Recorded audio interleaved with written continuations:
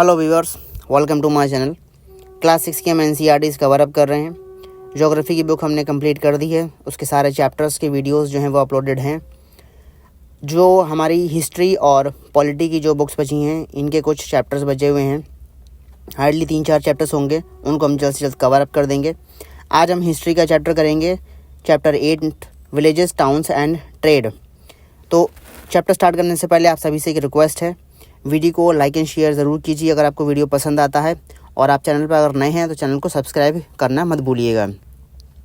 Chapter start करते हैं। Chapter start होता है हमारा प्रभाकर, जो कि एक ब्लैक स्मिथ की शॉप पर है, और वहाँ पर वो बैठा हुआ सारी चीज़ों को जो है वो ऑब्ज़र्व कर रहा है। कुछ टूल्स उसको देखने को मिल रहे हैं बेंच पर, एक्सेस, सिकल यानी कुल्हाड़ी और हंसिया वगैरह। एक ब्राइट आग जल रही है जिसमें 2 आदमी जो है वो उस मेटल को जो है वो गर्म कर रहे हैं और उसकी पिटाई कर रहे हैं, उसको बीट कर रहे हैं उसको शेप देने के लिए। काफ़ी नॉइजी और हॉटी एनवायरनमेंट है, लेकिन उसको फिर भी फैसिनेशन मज़ा आ रहा है उस सबको देखने में। ब्लैक स्मिथ की बात हो रही है तो आप बखूबी समझ चुके होंगे कि ब्लैक स्मिथ का वर्क जो होता है वो आयरन टूल्स से रिलेटेड है। तो आयरन टूल्स से ही इस चैप्टर की एक स्टार्टिंग होती थी कि आयरन टूल्स और एग्रीकल्चर के साथ किस तरीके से डेवलपमेंट हुआ गाँवों में, कस्बों में। तो हम उसको देखेंगे इस चैप्टर में। हम अक्सर जो हैं वो आयरन का यूज़ करते हैं रोज़ अपनी ज़िंदगी में। कई सारी चीज़ें जो होती हैं वो आयरन और स्टील से बनी हुई होती हैं, जो हमारी डेली लाइफ का एक हिस्सा हैं। आयरन का यूज़ हमने स्टार्टिंग में देखा था कि 3000 साल पहले स्टार्ट हुआ था सब कॉन्टिनेंट में। कुछ लार्जेस्ट कलेक्शन हमें मिले थे आयरन टूल्स के और वेपन्स के, जो कि हमें मिले थे मेगालिथिक बरियल्स में। बड़े बड़े जो पत्थर थे उनके नीचे जो बरियल्स मिले हैं, जो हमें स्केलेटन्स मिले हैं ह्यूमन के, वहाँ से हमें जो है वो साथ में कुछ टूल्स भी मिले हैं, कुछ वेपन्स भी मिले हैं, जिसके बारे में हमने चैप्टर 4 में पढ़ा था। अच्छा, एक बात यहाँ पर नोट करने वाली है कि इस चैप्टर में कुछ डिटेलिंग्स जो होंगी वो पीछे के चैप्टर्स से रिलेवेंट करेंगी। तो आपने अगर पीछे कुछ चैप्टर्स जो हैं वो स्टार्टिंग के चैप्टर 4 और चैप्टर 5 अगर आपने नहीं पढ़े हैं या उनके वीडियो आपने नहीं देखे हैं, तो आप उन चैप्टर को पढ़िए और वीडियो को देखिए ज़रूर, तभी आपको ये चैप्टर जो है वो थोड़ा ज़्यादा सही से समझ में आएगा। ठीक है, आगे हम कंटिन्यू करते हैं। करीब 2500 साल पहले की बात है। देयर वर एविडेंसेस, कोई भी नहीं, there is evidences of growing use of iron tool. 2500 साल पहले हमें जो है वो एविडेंसेस मिले थे कि आयरन टूल का इस्तेमाल हुआ था, जिसमें इंक्लूडेड थी कुल्हाड़ियाँ जंगलों को काटने के लिए, आयरन प्लोशेयर यानी कि कुछ आयरन के हल जिसे कहते हैं, जिससे ज़मीन को जोता जाता है। तो उसमें पहले वुडन का इस्तेमाल होता था, लेकिन एडवांसमेंट हुआ, डेवलपमेंट हुआ, तो आयरन का इस्तेमाल होने लगा खेतों की जुताई में, जिसके बारे में हमने चैप्टर 5 में भी देखा था कि प्लोशेयर जो थे वो बहुत ही यूज़फुल टूल कंसिडर करेगा एग्रीकल्चर प्रोडक्शन को इंक्रीज़ करने में। ठीक है, कुछ टूल्स दे रखे हैं यहाँ पर, जैसे कि आपको यहाँ पर ये टोंक्स देखने को मिल रहा है, यहाँ पर ये एक्सिस का आपको पूरा एक आयरन जो पार्ट होता है, लेकिन इसमें बीच में जो है वो एक आप या फिर लकड़ी का एक हैंडल लगता है, या आप किसी और चीज़ का हैंडल लगा लेते हैं। और ये है आपका सिकल यानी कि एक हंसिया, जो आज आप देखते होंगे किसानों के हाथ में होता है अक्सर, एक क्वेश्चन मार्क टाइप का एक इंस्ट्रूमेंट होता है, एक इंस्ट्रूमेंट ही कहेंगे या टूल कह सकते हैं, जो घास काटने के काम में आता है। तो ये कुछ टूल्स दे रखे हैं, और ऐसे कह रहे हैं कि 5 ऑब्जेक्ट आप बताइए जो आयरन और स्टील से जो है वो बने हुए हों और जिनका ऑलमोस्ट यूज़ होता हो। दूसरे कौन से स्टेप्स थे प्रोडक्शन को इंक्रीज़ करने में? वो था इरिगेशन यानी कि सिंचाई की व्यवस्था। एग्रीकल्चर आप अगर कर रहे हैं तो पानी तो मोस्ट इम्पॉर्टेंट एलिमेंट है एग्रीकल्चर करने के लिए। तो किंग्स और जो किंगडम्स थे, आपने उनके बारे में पढ़ा था कि अगर वो एग्जिस्टेड करते ही नहीं, अगर उनको सपोर्ट ना मिलता फ्लरिशिंग विलेजेस से, यानी कि जो गांव फल फूल रहे थे, अगर उनका सपोर्ट ना मिलता तो ये किंगडम्स जो हैं वो कभी भी जो है वो सरवाइव नहीं कर पाते। क्यों? क्योंकि किंग्स और किंगडम्स को जो है वो टैक्सेस मिल रहे थे, जो लैंड टैक्स, रेवेन्यू मिल रहा था, यानी जो एग्रीकल्चर टैक्स है, लैंड रेवेन्यू है, ये सब चीज़ें जो थी वो फार्मर्स से जो थे वो कलेक्ट करा करते थे। तो और जब कलेक्ट तभी कर पाएंगे जब एग्रीकल्चर फ्लरिश कर रही होगी, यानी कि खेती किसानी जब फल फूल रही होगी, तभी तो किसान भी एक टैक्सेस दे पाएंगे। ठीक है, तो अगर खेती किसानी फ्लरिश नहीं हो रही होती तो किंग्स और किंगडम्स भी जो हैं वो फ्लरिश नहीं कर रहे होते। जब नए टूल्स और सिस्टम ऑफ ट्रांसप्लांटेशन जो था वो एडवांसमेंट में आया था, नए टूल्स आए थे जैसे कि आयरन प्लो आया था। सिस्टम ऑफ ट्रांसप्लांटेशन का मतलब यानी यहाँ पर ये है कि ट्रांसप्लांटेशन हुआ था, आपने देखा था ना कि डेवलपमेंट हुआ था एग्रीकल्चर में कि सैपलिंग्स ग्रो होने लगी थी। पहले तो बीज बोए जाते थे, बीज से जो थे वो फूट पड़ती थी, उसमें से जो थी वो कलियाँ निकलती थी और उसके बाद वो क्रॉप्स धीरे धीरे ग्रो होती थी। लेकिन जब एडवांसमेंट आया एग्रीकल्चर में तो सैपलिंग्स को जो है वो ग्रो करा जाने लगा, जिससे एग्रीकल्चर में और डेवलपमेंट आ गया। तो ये चैप्टर 5 में हमने पढ़ा था। और जाहिर सी बात है फिर प्रोडक्शन जो है वो इंक्रीज़ भी हुआ, इरिगेशन भी जो है वो उस टाइम पे होने लगा। इरिगेशन का काम बेसिकली कैसे होता था, कैनाल्स बने हुए थे, कुएँ बने हुए थे, टैंक्स थे और आर्टिफिशियल लेक्स थी, जिनका इस्तेमाल करके जो था वो एग्रीकल्चर की प्रोडक्टिविटी को इंक्रीज़ करा जाता था। यानी यहाँ से जो है वो एक तरीके से उन्होंने कैनाल्स बना लिए थे, जिनके थ्रू जो है वो पानी जाता था उनके खेतों में और वहाँ से वो सिंचाई करा करते थे। एक चार्ट दे रखा है, इसमें कुछ फिलअप्स करना है, इसको देख लेते हैं कि स्टेजेस जो थी वो कंस्ट्रक्शन ऑफ इरिगेशन के कंस्ट्रक्शन की स्टेजेस को मेंशन करा गया है, जिसमें ये 4 स्टेटमेंट दे रखे हैं जो कि हमें यहाँ पर फिल करने हैं। तो यहाँ पर पहला स्टेटमेंट कह रहे हैं कि Kings need money for army, palaces and fort. Kings को जो है वो आर्मीज़ की ज़रूरत पड़ती थी, महलों की और किलों की ज़रूरत पड़ती थी। उनको फिर ज़रूरत बनाना पड़ेगा, बनाने के लिए उनको चाहिए होंगे टैक्स, वो डिमांड करते थे टैक्स की फार्मर से। अब फार्मर से टैक्स कैसे आएगा, फार्मर से टैक्स जब आएगा जब उनका प्रोडक्शन को इंक्रीज़ करा जाएगा, और जब वो प्रोडक्शन इंक्रीज़ होगा तभी तो वो टैक्स पे कर पाएंगे। तो यहाँ पर आपका थर्ड वाला स्टेटमेंट यहाँ पर आएगा। और जब वो प्रोडक्शन इंक्रीज़ करेंगे तो वो पॉसिबल होगा किस लिए, वो पॉसिबल होगा कैसे, वो पॉसिबल होगा इरिगेशन से। जब इरिगेशन को पॉसिबल होगा तो इरिगेशन के प्लान्स और मनी जो प्रोवाइड होगा वो किंग्स के द्वारा होगा। तो इसलिए यहाँ पर जो होगा वो आपका फोर्थ स्टेटमेंट यहाँ पर आएगा। ठीक है, जब प्लान मनी और प्लान जो होगा इरिगेशन वर्क का जो काम में आएगा तब क्या होगा, उसके बाद फिर जो होगा वो लेबर की ज़रूरत पड़ेगी। लेबर जो हैगी वो लोग आएंगे, वो मिल के काम करेंगे। तो यहाँ पर स्टेटमेंट 1 हम डाल देंगे। उससे जब लेबर बढ़ेगी तो प्रोडक्शन इंक्रीज़ होगा, प्रोडक्शन इंक्रीज़ होगा तो रेवेन्यू इंक्रीज़ होगा, और रेवेन्यू इंक्रीज़ होगा तो फार्मर भी बेनिफिट होगा, because crop production is more certain होगा। तो यहाँ पर आपका दूसरा स्टेटमेंट आ जाएगा इस तरीके से। ठीक है, ये एक्सरसाइज वैसे आप लोगों के करने के लिए थी। अब गाँव में रहते कौन थे, अब सवाल आता है यहाँ पर गाँव में रहते कौन थे। ठीक है, there for at least 3 different kind of people living in most villages in southern और northern part of the subcontinent. Southern और नॉर्दर्न पार्ट में 3 तरीके के जो थे वो लोग रहा करते थे। तमिल रीजन में जो थे वो लार्ज लैंड ओनर्स थे जिनका नाम था वेलेलार। ऑर्डिनरी प्लोमैन जो थे उनको कहा जाता था उजावर। और जो लैंडलेस लेबर थी जिसमें ग़ुलाम भी आते थे यानी स्लेव भी आते थे, दास, उनको कहा जाता था कडाईसियार और आदिमई। कडाईसियार और आदिमई उन्हें कहा जाता था। तो ये 3 तरीके के नाम थे। वेलेलार जिनके पास ज़मीनें थीं, बड़ी बड़ी ज़मीनें थीं। जो ऑर्डिनरी प्लोमैन थे, जो किसानी करने वाले लोग थे, उनका कहा जाता उज़ावर। और जिनके पास ज़मीनें नहीं थी, वो ग़ुलाम थे एक तरीके के, वो आते थे आदिमई या कडाईसियार, उन्हें कहा जाता था। ठीक है, ये नाम इंपॉर्टेंट है, नहीं याद रखिएगा। अब बात करते हैं नदर्न पार्ट में, कंट्री का जो नदर्न पार्ट है उसमें जो विलेज हेडमैन था उसको कहा जाता था ग्राम भोजका। ग्राम भोजका उसे कहा जाता था। नदर्न पार्ट में जो विलेज का हेडमैन होता था यानी विलेज का मुखिया, उसे कहा जाता था grama bhojaka. Usually men from the same family से जो मैन बिलोंग करते थे held the position for generations. जो मैन थे सेम फैमिली में जो मैन थे वही जो थे वो पोजीशंस को जनरेशन टू जनरेशन जो थे वो हेल्ड करते थे।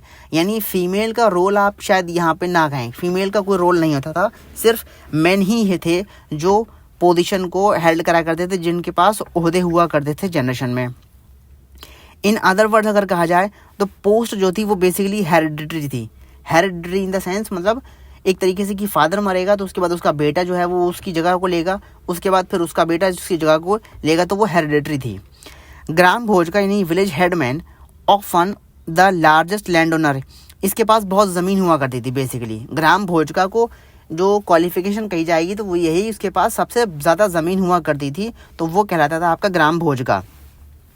Generally he had slaves and hired workers to cultivate the land, और उसके पास जब जाहिर सी बात है ज़मीन बड़ी है तो उसके पास ग़ुलाम भी ज़्यादा हैं और उसके पास हायर्ड वर्कर भी ज़्यादा होंगे जो उसकी लैंड को कल्टीवेट करेंगे। साथ ही साथ इसके वो पावरफुल भी था। King often used him to collect taxes from the village, क्योंकि उसके पास ज़मीन थी। हमने अब देखिए आने वाले टाइम्स में जो था ये सारा काम एक तरीके से ज़मींदारों के सिस्टम में आ गया था ना, तो जिसके पास जैसी पावर होगी उसको वैसा ओहदा मिल जाएगा। तो यही जो विलेज हेडमैन थे इनके पास पावर हुआ करती थी। तो इसी पावर के नतीजे में जो था किंग्स जो थे वो इन्हीं से अक्सर कहते थे कि चलो भाई तुम ही हमारा टैक्स जो है वो कलेक्ट कर लिया करो, तुम गांव के एक मुखिया टाइप के बंदे हो, तुम्हारे पास ज़मीन ज़्यादा है, तुम्हारी अप्रोच ज़्यादा है, तो भाई हमारे लिए जो है वो टैक्स का कलेक्शन तुम ही कर लो। ठीक है, तो ग्राम भोज का जो थे वो टैक्स कलेक्शन का काम भी करा करते थे।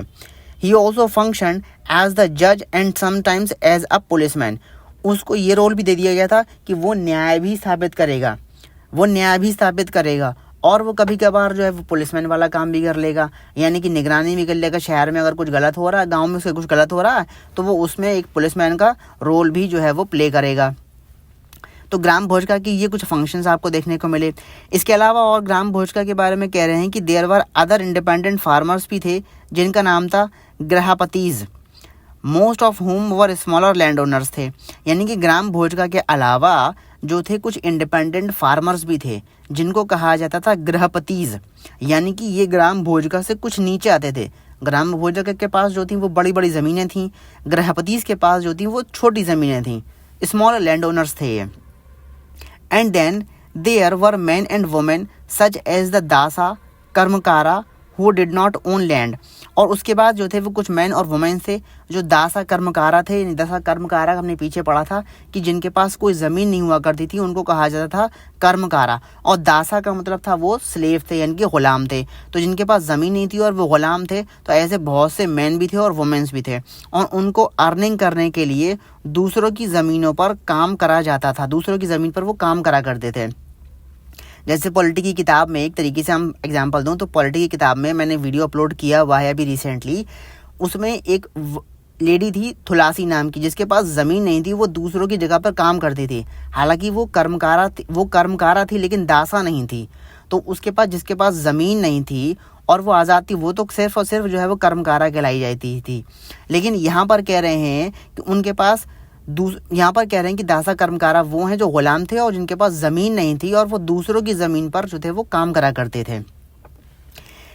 ज़्यादातर गाँवों में there also some craft person भी थे, कुछ कारीगर भी थे, जैसे कि ब्लैक स्मिथ, जैसे कि पॉटर कुम्हार, जैसे कि कारपेंटर बढ़ई, जैसे कि वीवर या बुनकर। ये लोग भी थे गाँवों में काम करने वाले। ग्राम भोजका के बाद गृहपतीज के बाद में जो थे वो कुछ दासा कर्मकारा भी थे, और बाकी कुछ लोगों में कौन थे, ब्लैक स्मिथ थे, पॉटर थे, कारपेंटर थे और वीवर्स भी थे। ठीक है, तो ये हमने अभी इसके बारे में थोड़ा सा इंट्रो देख लिया कि यहाँ पर गांव में कौन कौन रहा करता था। तो गांव में कौन कौन रहा करता था इसके बारे में आपको पता चल गया। अब अर्लीस्ट तमिल कंपोजिशन के बारे में एक इन्फॉर्मेशन दे रखी है। कह रहे हैं कि सम ऑफ द अर्लीस्ट वर्क जो तमिल में थे उनको कहा जाता था संगम लिटरेचर, और ये करीब जो है वो 2300 साल पहले के संगम लिटरेचर आपको देखने को मिलेंगे।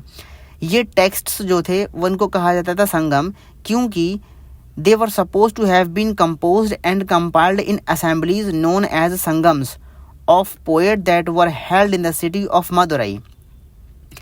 पेज 87 मैप 7 ये आने वाले चैप्टर में हम देखेंगे। ठीक है, तो इस चैप्टर को आप थोड़ा सा डीपली अंडरस्टैंड करिएगा, समझिएगा, क्योंकि सब आगे से सारे चैप्टर्स जो हैं वो आपस में इंटर रिलेटेड हैं आपस में। ठीक है, तो ये जो कंपोजिशन थी वो 2500 साल पहले की देखने को मिलती है, और इन टेक्स्ट को संगम्स इसलिए कहा गया क्योंकि ये कंपोज्ड हुए थे असेंबलीज में। इनको लिखा गया था और इनको कंपाइल करा गया था असेंबलीज में, जिनको कहा जाता था संगम्स। तो संगम्स पूरा एक असेंबलीज का एक पूरे कंप्लीट ग्रुप होता था, और पोएट्स का वो ग्रुप होता था जो कि मदुरई सिटी में हेल्ड हुए करते थे। संगम्स तमिलनाडु के मदुरई में संगम्स हेल्ड हुआ करते थे, और वहाँ पे जो थे ये इस तरीके के संगम लिटरेचर जो थे वो कंपोज हुआ करते थे। Tamil term mentioned above are found in Sangam literature. Tamil के कुछ टर्म्स हैं जो मेंशन करे गए हैं इस संगम लिटरेचर में। ठीक है, तो ये कुछ अर्लीस्ट तमिल की कंपोजिशन है, क्योंकि हम सदर्न पार्ट की बात करने वाले हैं, तो सदर्न पार्ट में कुछ कंपोजिशंस थी, उससे ये उसकी कुछ एक इन्फॉर्मेशन यहाँ पर आपको मिलती है। कुछ कॉइन्स की बात कर रहे हैं, सिक्कों की बात कर रहे हैं। यहाँ पर आपको 2 इमेजेस देखने को मिल रही हैं। ये कुछ सिक्के हैं, ये कुछ सिक्के हैं, बेसिकली पंच मार्क सिक्के लग रहे हैं, कॉइन लग रहे हैं जिन पे ठप्पा मार के जो है वो सिक्के बनाए जाते थे और इनको ट्रेडिंग में इस्तेमाल करा जाता, इनका ट्रेडिंग में इस्तेमाल होता था। चलिए देख लेते हैं भाई क्या डिटेल दे रहे हैं इनके बारे में। आर्कियोलॉजिस्ट को जो है वो सेवरल थाउजेंड्स ऑफ कॉइन्स मिले हैं जो बिलोंग करते हैं इस पीरियड से। अर्लीस्ट कॉइन जो यूज़ होते थे वो करीब 500 साल पहले यूज़ हुए थे, जो थे हमारे पंच मार्क कॉइन्स हैं, जैसे कि हमें यहाँ पर इमेज में देखने को मिले, जैसे कि हमने इमेज में अभी देखा। तो ये कॉइन्स 500 साल पहले पंच मार्क कॉइन्स थे जो यूज़ हुआ करते थे। और आर्कियोलॉजिस्ट को जो है वह ये कुछ मिले हैं जो उस सिमिलर पीरियड से, यानी कि उस 2500 साल 2300 साल पहले के पीरियड से मिले हैं कॉइन ये वहाँ पर। आगे इसमें पंच मार्क कॉइन के बारे में दे रखा कि पंच मार्क कॉइन जो है वो आर जनरली रेक्टेंगुलर और समटाइम्स स्क्वायर और round in shape, either cut out of metal sheet और made out of flattened metal globules a small spherical body. Punch mark basically जो है इनका कोई एक फिक्स शेप नहीं है, कहीं आपको ये स्क्वायर में मिल जाएंगे, कहीं आपको राउंड शेप में मिल जाएंगे, कहीं पर जो है वो इनमें कुछ भी एक रैंडम शेप, क्योंकि आप यहाँ पर देख रहे हैं एक रैंडम शेप है, कोई एक एब्सोल्यूट सर्कल नहीं है यहाँ पर, एब्सोल्यूट सर्कल यहाँ पर आपको देखने को नहीं मिलेगा। तो कहीं वो मेटल शीट से कटे हुए हिस्से मिल गए तो फिर उन पर ठप्पा लगा दिया और वो कॉइन बन गए, कहीं फ्लैटेंड मेटल उनको ग्लोब्यूल्स मिल गए, छोटे छोटे स्फेरिकल बॉडी थी उसके जो है वो उनको उन्होंने मेटल्स निकाल के जो है वो उस पर पंच मार्क कर दिए तो वो ठप्पे बन गए, जो है वो कॉइन्स बन गए। Coins were not inscribed, coins जो थे वो इंस्क्राइब्ड नहीं थे, but were stamped with symbols using dies और पंचेस। डाइज और पंचेस का इस्तेमाल करके, डाइज करा मतलब उस पर रंगाई पुताई और उस पर ठप्पा लगा दिया और वही स्टैम्प करके जो है वो सिक्के बन गए। सिक्कों में किसी तरीके की कोई कलाकारी नहीं थी कि उस पर कोई इंस्क्रिप्शन बना रखा हो या किसी तरीके से उस पर कुछ गुदवा रखा हो, ऐसा कुछ आपको देखने को नहीं मिलेगा। तो इसीलिए जो है वो उनको पंच मार्क कहा जाता था। पंच मार्क का मतलब ये है कि उन पर पंच करा जाता था, जैसे आप मोहर लगाते ना, आप मोहर लगाते तो एकदम ठप करके मोहर लगा देते हैं, वैसे ही उन पर जो था वैसे पंच करा जाता था और उस पर एक इम्प्रेशन बन जाता था। These coins are found over most of the part in subcontinent and remained in circulation till the early centuries CE। Common era मतलब ये सब कॉन्टिनेंट में बहुत ही ज़्यादा सर्कुलेट होते थे, यूज़ हुए थे, मिले हैं और उनके आर्कियोलॉजिस्ट ने उनको फाइंड आउट किया है और कुछ सर्कुलेशन में चलते रहे थे। एक अर्ली सेंचुरीज कॉमन एरा में जो है वो इनका सर्कुलेशन होता रहा था। अदर मीन्स ऑफ एक्सचेंज क्या है? अदर मीन्स ऑफ एक्सचेंज और किस तरीके से जो है वो एक्सचेंज होते थे चीज़ें, तो कह रहे हैं read the short poem from Sangam literature से आपको कुछ एविडेंस मिल रहा है। वो कह रहे हैं as they carry the white paddy on their land, अपनी ज़मीन पर जो है वो पैडी लेके जाया करते थे, to exchange it for the salt of another, यानी कि अपनी ज़मीन से वो पैडी लेके जा रहे हैं, धान लेके जा रहे हैं और एक्सचेंज कर रहे हैं किससे? उसको नमक के साथ, किसी दूसरे के साथ। Crossing the long road in the cart, जो बैलगाड़ियाँ थीं, कार्ट थीं, वो लंबे लंबी रास्ताएं वो क्रॉस करते थे।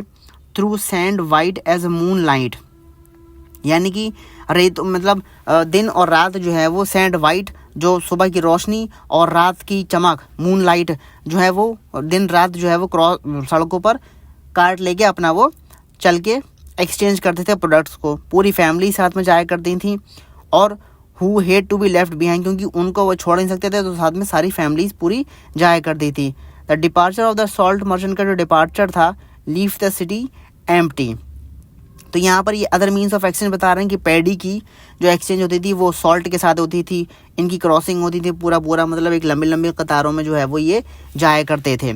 Salt was produced plentiful along the sea coast, Tamil Nadu, जैसे कि देखिए आप सॉल्ट देखते हैं, सॉल्ट की जो मैन्युफैक्चरिंग होती है, जो सॉल्ट बनता है, जो प्रोड्यूस होता है वो सी कोस्ट के आसपास ही होता है। तो तमिलनाडु मतलब जो हमारा जो कोस्टल रीजन है, जो बेसिकली गुजरात पे आप बखूबी जानते हैं कि सॉल्ट का कितना मैन्युफैक्चरिंग होता है, ठीक है। और जो भी हमारे कोस्टल एरियाज़ हैं, तमिलनाडु के एरियाज़ में बता रहे हैं कि यहाँ पर सॉल्ट को जो है वो प्लेंटीफुल तरीके से जो है वो ज़्यादा से ज़्यादा तादाद में जो है वो प्रोडक्शन उसकी होती थी, प्रोड्यूस होता था। What are the merchant planning to exchange it with, क्या प्लानिंग हो सकती है मर्चेंट की उसको एक्सचेंज करने के लिए और किस तरीके से वो ट्रैवल करते हैं? ये एक सवाल, ये दो सवाल हैं, इनके जवाब आप फाइंड आउट करिए। वीडियो को हम यहीं रोकते हैं। अगले वीडियो में हम पार्ट 2 में यानी सिटीज़ विद मैनी फंक्शंस के साथ अपने चैप्टर को जो है वो कंटिन्यू करेंगे। वीडियो पसंद आया हो तो लाइक एंड शेयर ज़रूर कीजिएगा। चैनल पर नए हैं तो चैनल को सब्सक्राइब ज़रूर कीजिएगा। Thank you and have a nice day.